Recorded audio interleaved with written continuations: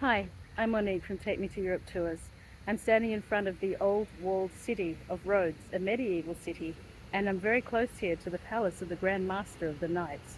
These are the Knights of St. John, Hospitalia Knights, and the whole town is full of amazing cobblestone streets, arches, and medieval architecture. Located off the coast of Turkey, the Dodecanese Islands are the second most popular Greek island group. There's 15 major islands, and it includes Rhodes, Patmos, Symi and Kos. They're less discovered than the Cyclades Islands. They have more sun, less wind, and they boast fascinating medieval, Ottoman and Venetian heritage. Rhodes is the largest, most developed, and easiest island to get to, but Kos is close behind. The islands have budget airlines flying in almost non-stop during the summer months. There are loads of all-inclusive hotels along the eastern and northern coastlines, but the major destination is Rhodes town. You'll be immediately charmed by the walled city and its medieval architecture. Even getting in and out of the city is a wonderful experience. You need to cross the moat or walk through the moat to enter through stone-arched tunnels. Once into the open, you're in a maze of narrow streets that open into squares, where most often you'll find Turkish mosques, wells, fountains, and other examples of the Ottoman Empire's period of colonization. These alleyways and squares are bursting with restaurants, bars, and shops, and it's easy to spend several days wandering around within the walled city. The blockbuster attraction here is the palace of the Grand Master of the Catholic Hospitalier Knights of St. John. These militarized crusading knights founded the Crusader state of Jerusalem before moving to Cyprus and then to Rhodes, and their headquarters was here in Rhodes town. The outside of the medieval palace is impressive. In fact, it's much more impressive than the interior. It's one of the very best examples of Gothic architecture in Greece, and built on a monumental scale.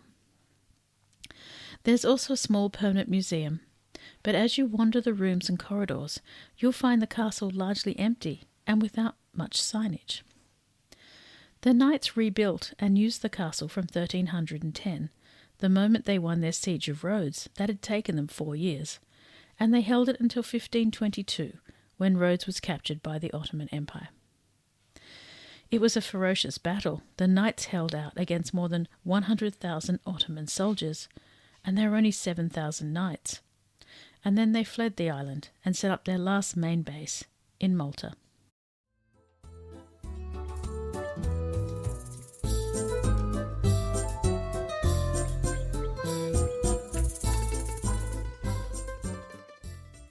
Like many grand old buildings which are subject to earthquakes, fires, and invading armies, in 1856 a lightning strike on a nearby church caused a gunpowder magazine to explode. The fire this caused destroyed much of the palace of the Grand Master and all the upper floors. But just as bad was a renovation and rebuilding of both the palace and the Street of the Knights by the Italians during the fascist era. The awful renovations became the summer home of the Italian king and then Benito Mussolini. Look for the stone inscription to the right of the staircase that you'll use to enter the castle. My favourite object in the castle is a Medusa mosaic from Kos in the 2nd century BC. So what else is there to see in Rhodes? Apart from the wonderful beaches, there are 2 other main attractions, the Street of Knights and the harbour. Outside the palace is the Street of the Knights. When the Crusader state of Jerusalem fell, the Grand Master reorganized his knights into 7 tongues, such as England and Provence. Each group was responsible for keeping up their piece of the fortifications, and there is an inn on the Street of the Knights for each group. Unfortunately, the Italian renovation of this street has left it looking austere, but if you stroll down the street you'll be able to spot the different inns and their individual crests. Many centuries before the Crusader Knights existed and moored their ships in Mandrake Harbour, Rhodes was a location of one of the 7 wonders of the ancient world. Rhodes was of course the home to the Colossus of Rhodes. There's a lot of conjecture about the exact location of the statue, But on either side of the mouth of the harbour, you'll find two deer statues called Elephos and Elephina.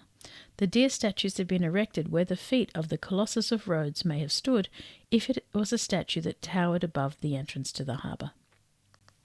The harbour has a row of windmills and a fortress, and is worth a stroll around before you head out to the beaches on either side of the harbour or set off on a boat tour.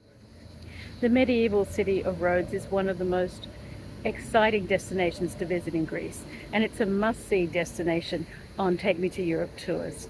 So sign up to our newsletter and be sure to find out about all the new and exciting upcoming experiences we create with tours that include Rhodes Island.